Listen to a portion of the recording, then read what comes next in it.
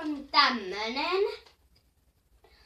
Ja tässä on hyvä puoli tää lipas. 8 tähden lipas. Tässä on tämmönen. Samaa mallia kuin toi äskeinen.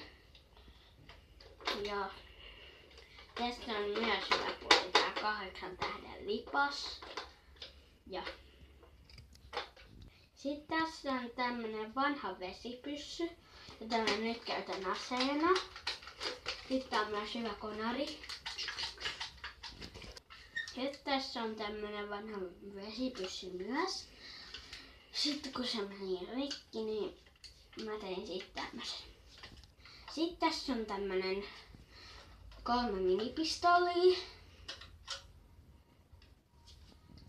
Hangar. Sitten tässä on tämmönen.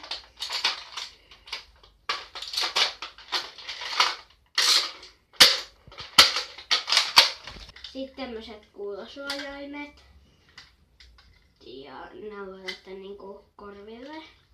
Nää sopii erityisesti aikuisille. Ja jolle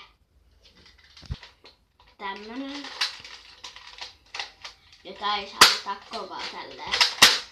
Muuten se ampuu vaan suoraan. Sitten kun tälleen hitaasti, niin sitten tässä on myös miekkoja. Eli siis tässä on tämmönen Ninjago-miekka. Sitten tämmönen Ritari-miekka. Nää on vaan tämmöstä. Nää ei oo oikeita. Mutta hyvää päivänjatkoa kaikille. Kuusista.